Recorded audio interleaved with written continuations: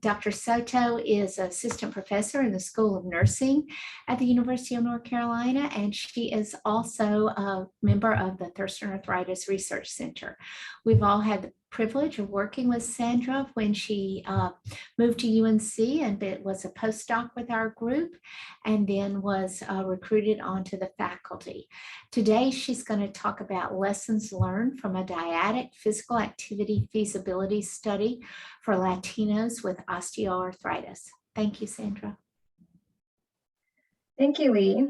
So let's go ahead and get started. And I am actually working off of two different computers this morning. So excuse my technical difficulties if there are any. So first, I'd like to start by providing a rationale for why I'm focusing on Latinos with OA. First, Latinos are more likely to experience more severe OA symptoms than non-Latino whites. And Latinos are more likely than non-Latino whites to experience activity and work limitations and more likely to experience severe joint pain. Second, Latinos meet physical activity guidelines at lower rates than other groups. So the national guidelines are to engage in at least 150 minutes of weekly moderate to vigorous physical activity, and they, along with everybody, sort of fall short of that, but Latinos especially. So I think many of you have probably seen this before. I present it all the time. These are sort of the levels of influence on physical activity that I like to focus on, in particular the top two, because although we know that there are personal levels of influence, including self-efficacy for physical activity barriers, there's also, when you look at Latino culture, the influence of the social environment, social influences, social support, because Latino culture is very interdependent and family focused. So I conducted a while back a qualitative study with Latinos with OA and a family member or a friend who supports their physical activity. And I'd like to start here because it sort of builds this area of research around people with arthritis. So in this qualitative study, supporters and consisted of majority daughters, adult daughters, followed by spouses, 2 sons, a granddaughter, a nephew, and a friend. And here are their participant characteristics. I won't go over all of these characteristics, but in brief, Latinos with OA were on average 66 years old, half were married, half completed high school, and most were born outside of the US. Supporters were on average 48 years old, most were married, most completed high school, and few were born outside of the US, and half of them were women. We found that social support for physical activity is received and given by Latinos with OA, especially when both participants are inactive. When physical activity is not yet a habit, providing support may help promote physical activity above and beyond just receiving support for physical activity. Thus, reciprocated support may explain why including dyads in a physical activity intervention may be more effective than enrolling participants alone. We also found that walking was a common method of engaging in physical activity together. In addition to being accessible and easily modifiable, walking was deemed safe by participants, and it's also a recommended self-management method for reducing OA symptoms. And so these findings were encouraging support for why it's important to focus on both the social and cultural influences on the physical activity of Latinos with OA. So I received a KO1 to conduct a series of studies to develop a dyadic physical activity intervention that promotes various aspects of social influence with the dyads. And the study I'm reporting on today is the first in that series of studies. Here's the theoretical model for what I believe will be the final intervention. The intervention builds on Walk with Ease, which you may all be familiar with, or Camine con Gusto, CCG. And the intervention will include various components that will promote social comparison, companionship during physical activity, social support, all in the effort to increase physical activities of participants and reduce OA symptoms in those with OA. So I'm using the Walk with Ease or CCG program as the core component of the intervention. And CCG is a 6-week walking program that promotes physical activity self-efficacy, improves outcome expectations, and self-regulation. And it consists of a workbook and weekly emails that participants receive over the course of the program. For this feasibility study that I'm reporting on today, I was focusing on the first component shown here, which was peer comparison or social comparison. Every participant received a Fitbit Inspire watch to wear. This was so that participants could use the Fitbit app to compare their activity to their study partner's activity. Our study team set up the participants' Fitbit accounts prior to sending them their Fitbit. We also connected participants with their study partners in the app and with us, with the study team in the app. And this made it possible for them to see one another's physical activity in the app and for us to message them via the app. One way of promoting social comparison was a function on the Fitbit app called Fitbit Challenges. And there are 4 types of Fitbit challenges that 2 or more people who are connected in the Fitbit app can do together. So the point of the challenges are to see who reaches their own personal goal for the day, as in the case of the Goal Day Challenge, in the next 24 hours, as in the case of the Daily Showdown, the work week, as in the case of the Work Week Hustle, and over the weekend, as in the case of the Weekly Warrior. So we encourage participants to do these challenges with their study partners. We also sent participants weekly messages to prompt them to view their study partner's physical activity using the Fitbit app. And we also pulled Fitbit weekly data from each participant and then compiled their average steps and their study partner's average steps in a weekly physical activity summary. An example is provided here. And this depiction was emailed to each participant every week. And this allowed them to view both their activity and their study partner's activity side by side to promote social comparison. So for this feasibility study, we conducted a 1-group pre-test, post-test. And our participants consisted of Latinos with knee or hip OA, and we called these the main participants. They had to be at least 18, had to have less than 150 minutes of moderate to vigorous physical activity, regular access to the internet because of the Fitbit app, and they had to be able to identify a friend or family member as their potential study partner. The partner participants had to be at least 16 years old, also inactive, also have regular access to the internet, and may or may not have osteoarthritis. So we recruited 100% remotely between April and September of 2021 when social distancing was highly recommended. We mostly recruited using the Carolina Data Warehouse for Health in these steps. So we mailed people a recruitment letter, and these are people that were identified as having an ICD-9 or ICD-10 code of hip or knee OA that also identified as Latino. And so we first mailed them a recruitment letter, followed by an emailed recruitment letter, followed by calling them. And then we also recruited based on the prior qualitative study that I talked about earlier. And with those participants, we emailed the recruitment letter and then followed up by calling them. So the outcomes for this feasibility study included the feasibility of recruitment and retention, which we collected by looking at our screening and retention tracking, intervention adherence by looking at our post-intervention survey and dyadic interviews that we did following the intervention, and intervention acceptability, which again, we used the post-intervention survey and dyadic interviews for. Note that we did not examine the effects of the intervention on physical activity because we're only interested in the feasibility of the study prior to moving on to more feasibility studies. So we reached out to 111 potential main participants and eventually screened for eligibility 37 of them. Those who were eligible, of those, most were not eligible because they had too much activity, and only 2 were not eligible because they did not have a potential partner for the study. Eligible participants were asked to provide us with their potential study partner's contact information or to give their partner our information so that they could contact us and we could screen them. In this process, we lost 7 main participants who did not respond to further contact from us about getting a hold of their study partner. Eventually, 15 partner participants were screened, and 2 were screened ineligible because they were too physically active. And eventually, we enrolled 11 dyads, 9 of which came through the entire study and finished the study.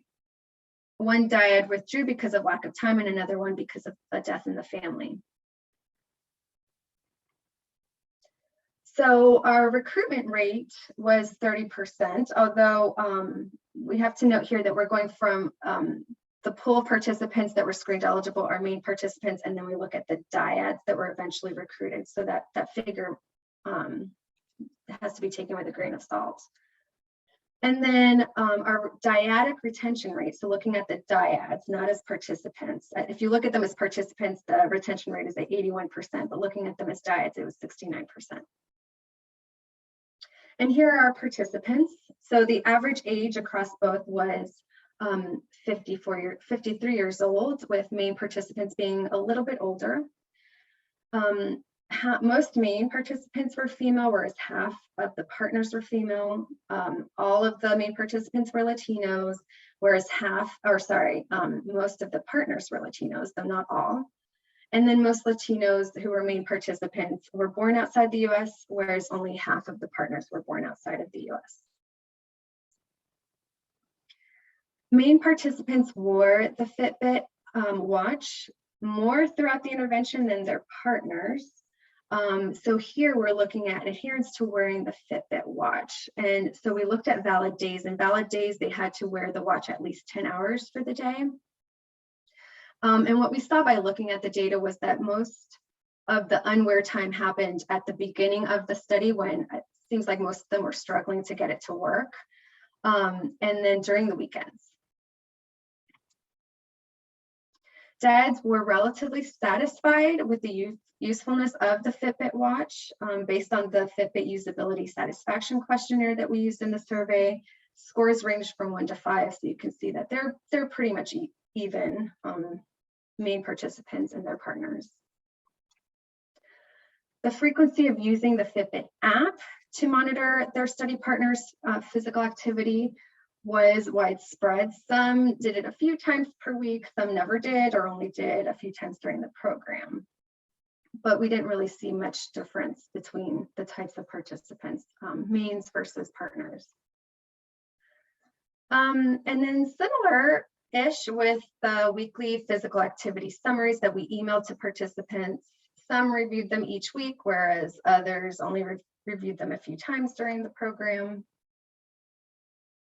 And on the survey, we also asked participants to tell us how many of the Fitbit challenges they completed with their study partners. However, we found out that this data was not valid, since when we spoke to dyads during the dyadic interview, no respondents reported completing the Fitbit challenges. So this was after we explained the Fitbit challenge, showed them using the phone like this, did you guys do this? And they're like, no, we didn't do that.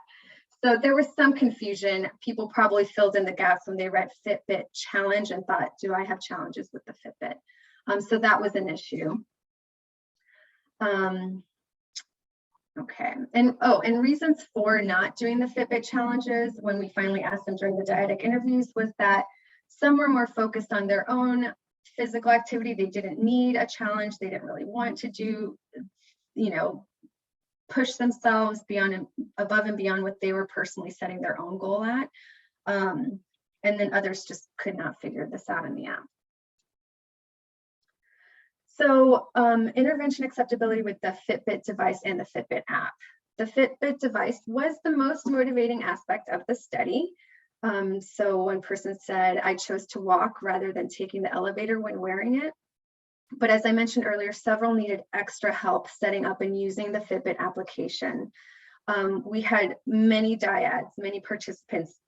I would say most of them were main participants that really struggled setting it up, needed help, needed extra calls. We asked them if they read the instructions that we prepared, because we did send them instructions, and some didn't, most didn't. Some said, yes, I understood it, but I still asked my daughter to set it up or what have you. So this was a big issue for us logistically.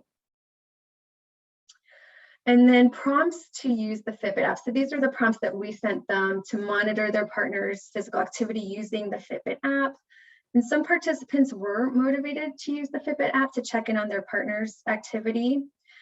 So one partner said, "Seeing my mom's activity motivated me the most." Of note, though, more main participants reported feeling motivated by seeing their partner steps than the other way around. So this quote is from a partner, but actually more mains said this type of quote than partners. And also, main participants were unable to distinguish oftentimes between the messages coming from us versus the automated messages coming from Fitbit. So that was also an issue.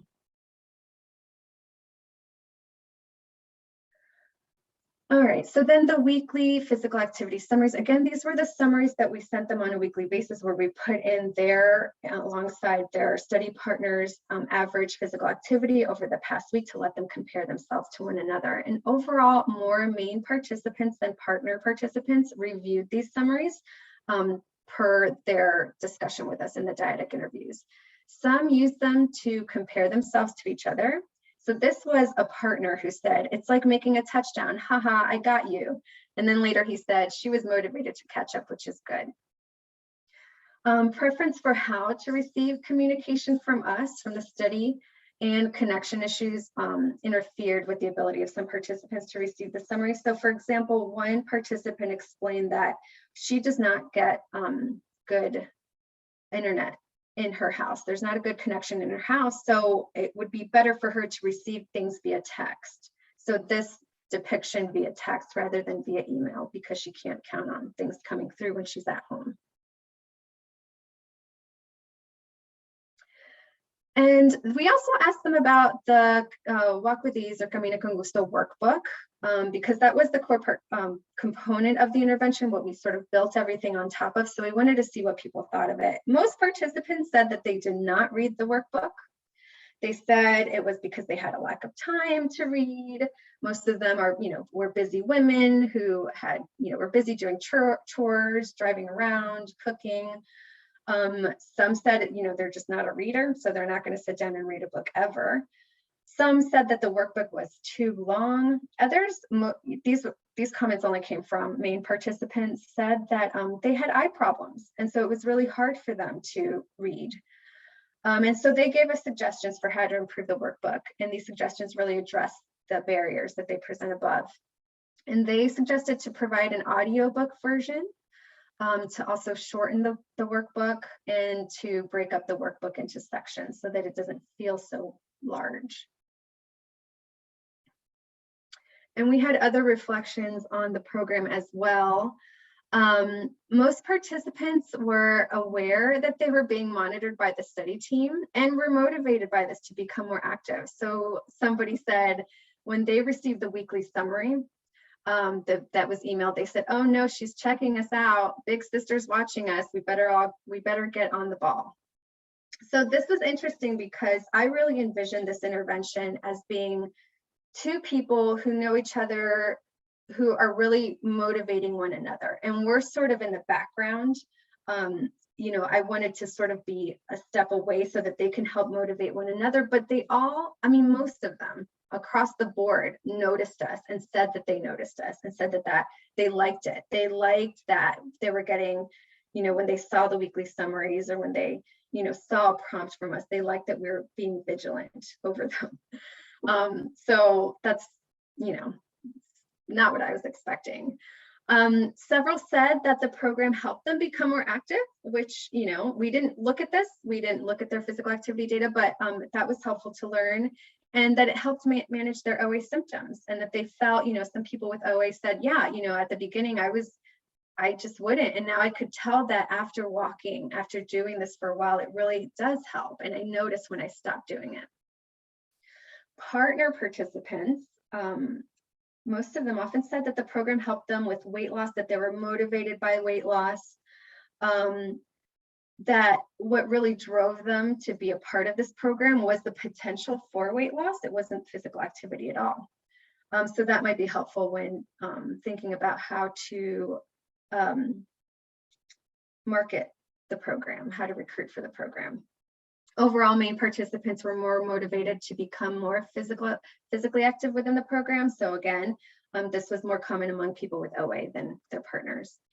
And a few main participants remarked about the importance of programs such as this one for Latina. So for example, somebody said exercise is not a habit in this culture. It's not a priority. And so she was very grateful that there was something that was put out there designed for Latinas that really was attractive to them. And so in discussion, recruitment was lower in this study than in other studies with Latinos. So we had 30% versus other studies reporting at 80 to 100%. However, we have to note that those studies were not within dyads. So, they had to jump through that extra loop of enrolling a person with them, bringing on another person, and that other person had to, also meet eligibility criteria. Also, our retention rate was lower than that of other studies with Latinos. So again, our retention rate was 69% for dyads versus 80 to 100%. Though again, as I mentioned earlier, we calculated retention of dyads, not individuals, which would have been 81%. I'd like to note that we had 2 deaths in our 11 dyads. I guess it turned out to be 10 dyads that completed baseline measures. We had 2 deaths, which I thought was pretty high, and it may have, we didn't ask about what happened, but it may have been COVID related, not sure. I'm doing another feasibility study right now, and we have had 2 or 3 deaths so far, and we've had 13 dyads enrolled. So again, I'm not sure what's going on. It's a little alarming. Okay, so moving on, many participants needed extra assistance setting up and continuing to use the app. Again, we had a lot of struggle in the beginning. People needed a lot of hand-holding to get their Fitbit set up. We set up the watch as much as we could before mailing them. But it was deaths, sorry, Louise, it was deaths among family members of participants, not deaths of participants, yes. Yeah, you're welcome. So, so we were thinking that, there was just so much hand-holding, so much struggling. People couldn't, after, even if they were able to set up the Fitbit app, their Bluetooth, just making sure their Bluetooth was on their phone to sync to their watch so that it could connect with the app. An update was a huge hurdle just to make sure, are you synced? Are you synced? A lot of people, we would mail them instructions at the start of the study with their account information, because we created their account again, as you recall. And they would, the Fitbit app just asked, provide your email. So they would provide their own personal email, set up their own account. And now suddenly we don't have access to their account because they've set it up under a different account. So we decided to create videos. Now I will tell you that we did create video tutorials instead of just mailing them instructions, written instructions. And so far, we're in the middle of this other feasibility study. It doesn't look like it's helping. It doesn't look like people are viewing the videos either. So I'm up for suggestions. It was difficult for people to navigate the various features on Fitbit offered, often leading participants to disengage with the social comparison tools. So again, the Fitbit challenges were a huge challenge. We reported this at a recent conference where there were representatives from Fitbit, and they just sort of nodded and said, yeah, I know, it's a struggle. So it seems like they've heard from others that the app is just too cumbersome. It might be too busy. There just might be too much. Even the phrasing Fitbit challenges was just super confusing for our participants. So anyway, so that's something else. The reason why I chose the Fitbit watch was because of this Fitbit challenges feature. I really thought this is perfect for social comparison, and it was a real disappointment to me to see that it just didn't work. And then looking at social comparison as a whole, fewer partner participants engaged in social comparison. Perhaps because they knew that their study partners, the main participants, were in worse health in some cases than them. Perhaps they didn't see themselves as peers. And so it's hard to compare yourself with, grandma, for example. And so this is something that I need to really stop and take a look at closer. Is it possible for people who aren't matched in terms of health status to socially compare themselves, even though all of them were inactive? And we tried to make sure that they were comparing their own achievements with their partner's achievements. So not necessarily, I got 10,000 steps and you got 2,000 steps, but my goal was 10,000 and I met it. And your goal was 2,000 and you met it. Did we meet our goals? That was, I think, too nuanced for participants to digest every week in and out.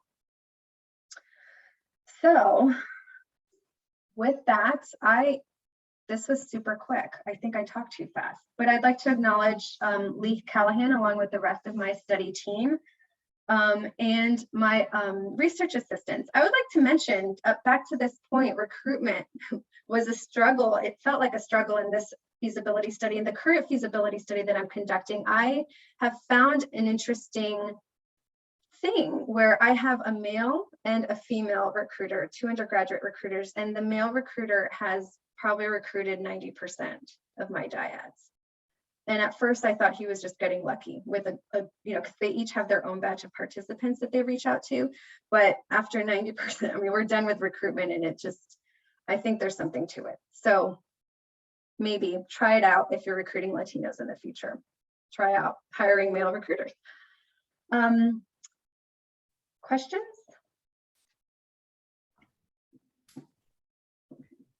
Thanks, Sandra. Maybe we should we just open it where people can, where we can see each other. I have the privilege of knowing a lot of this. I do think this male recruiter thing is an interesting thing. And I wanted to start off asking you to comment, because you've also been so helpful in the qualitative work we're doing with the CCG portal and reaching out to communities. And I think some of the findings you have found from this group in terms of what they want from the book and how they want to get their information and that type of thing is similar. And I wondered if you could comment on that and sort of where we're going and what we're doing to try to make some changes. Yeah, so we, with Kirsten and Serena and others, we have been doing interviews with Latinos who have both gone through Camina con Gusto Walk with Ease and who have not.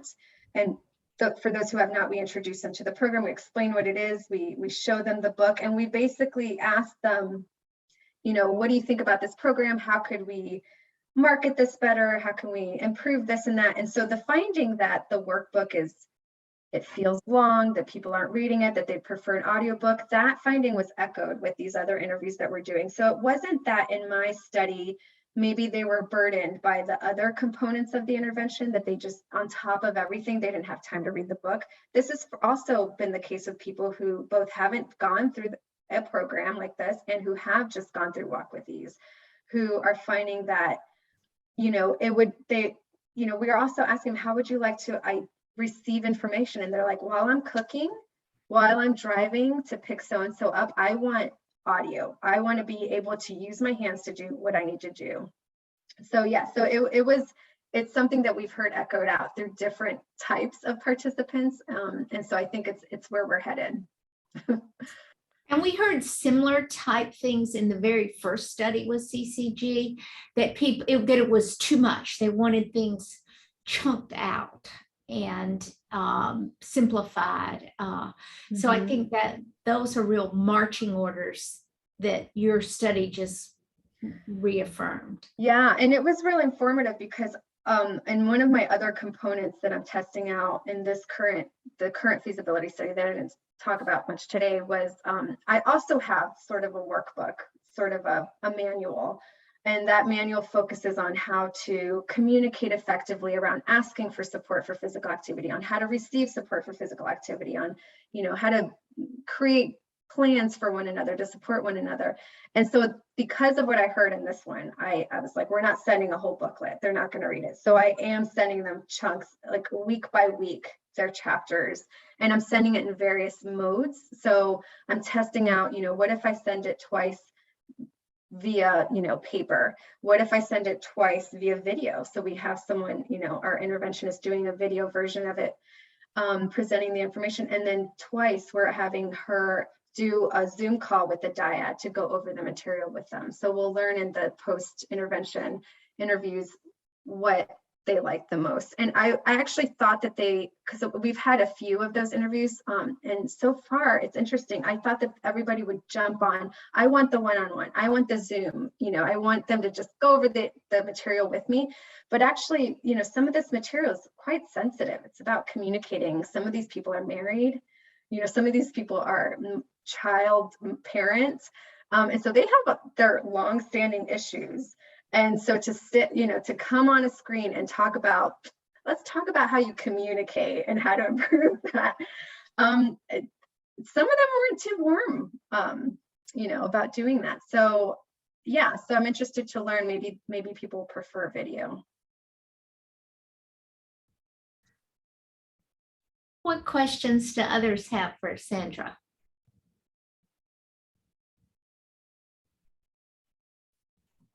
I have a question, but I have just a comment and kind of a commiseration with you about like technology. When I was doing the Fitbit with the Walk with These, like there's a lot of challenges getting people to use the Fitbit, use the app, set it up. It was so I understand those challenges.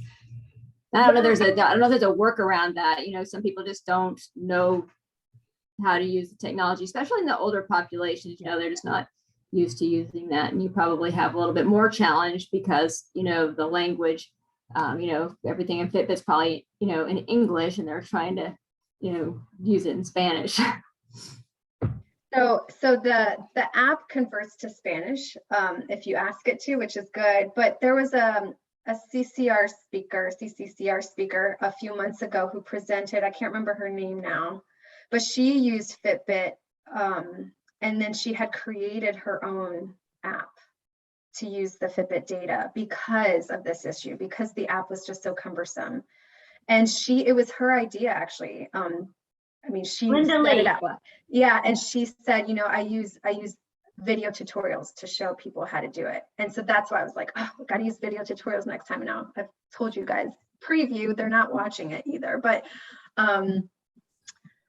yeah, I don't know, aside from building an app from scratch, I'm not in the business of building apps though, so it's, and with a K, I don't have the money to do that. And so I had to sort of work, and it was a real disappointment, I have to say. The Fitbit people at the conference, this was just a few months ago, they're like, would you like to write a blog post about your experiences? And I was like, did you read the poster? It's not looking good for you. But he kind of seemed to know, he knows that this is an issue. It's interesting, right? Because they're targeting the public, but their research side is huge, right? And so, they know that we're conducting research with older populations, with minority populations, with people who aren't tech savvy. And so it must be a really difficult line to straddle for them. One thing you might consider is you could do the Amanda thing to do is like go and ask the computer science folks as like, the students who are, see if they'll develop an app for you as part of the student project. Yes, that is a great idea. Yeah, I don't know what else to do from this point.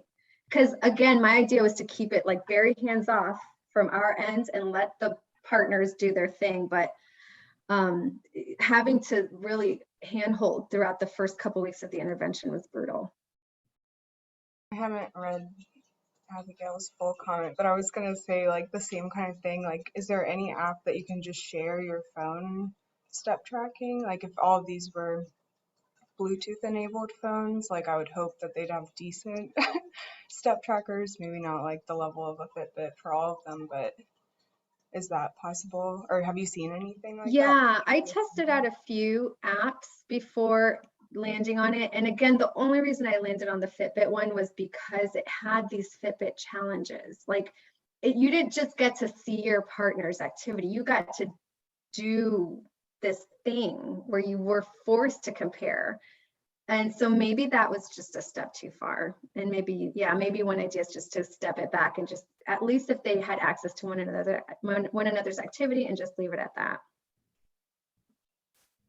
I forgot how much you said you explored the whole challenge thing with you. I mean, I think you noted they kind of confused that and thought that it was, they didn't really understand that concept. And I guess that's maybe a gamification thing that older people don't do as much. Or yeah, I mean, they would have had to read the instructions and then they would have had to find it on the app, and then they would have, I guess it was asking a lot. And then yeah, I mean, it's almost like you got to see a trial run to see what it means to do this thing, rather than just sort of explain it and have the concept of it out there. I was just going to add some personal observations. It's been a while since I've had a Fitbit to do like the social part, so I'm sure that there's been some advances in what they've done. But my memory of it was a little bit more cumbersome. And recently having an Apple Watch and then like connecting to people on the Apple Watch, like my husband or whatever, it tells me every time he does a workout. And I don't know, like, if obviously the cost difference are much different, but I don't know if there's other apps that are more automatic. Like you can also do challenges, like I could still challenge him to different things, but it also tells me every time he works out, which is like a lot more than me. So Yeah. dang it. Or even just like a 10-minute walk across campus, like he'll like see that I did it and he'll like say, yay, you did it. Cause they have like auto, they suggest that you whatever, give positive reinforcement to the other person. Oh, that's awesome. And so I wasn't aware until I had one, and I felt like they were very user-friendly options of that social comparison. Yeah, that's great. I mean, you're right. There's the cost consideration. These Fitbit Inspires, when we bought them in bulk, they were about $50 each. Right. But that's great. Thanks for letting me know. Yeah.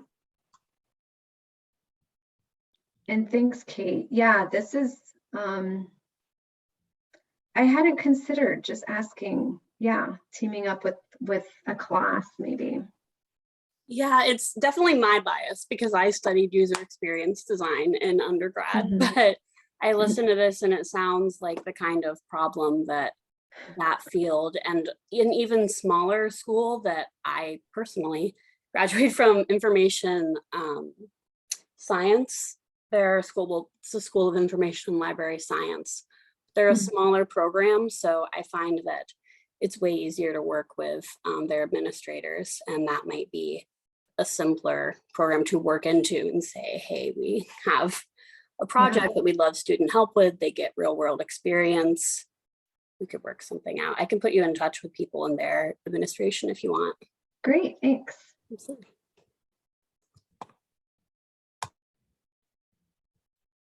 Yeah, we had used School of Media and Journalism students for videography several years ago, obviously different media, but they were very easy to work with.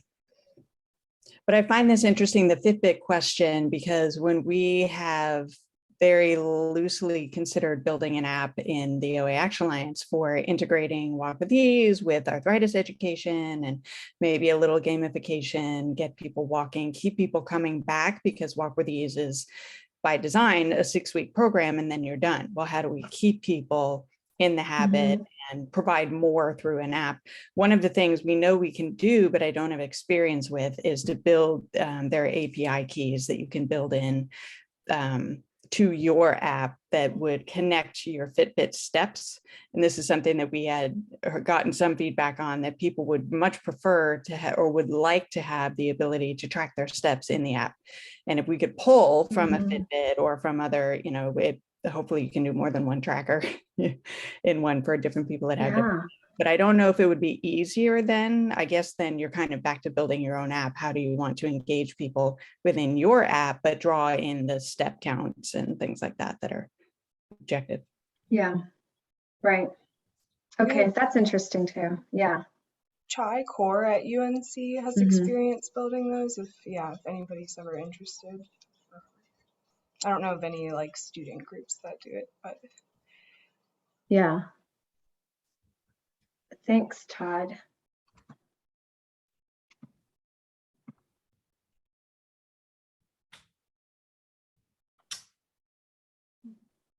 Great. Well, great discussion.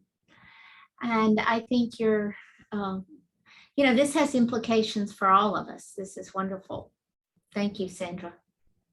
Sure. Thank you. Other comments or questions?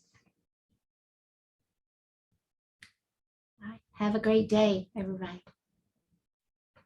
And don't forget to answer the poll questions on your way out. And thanks for coming.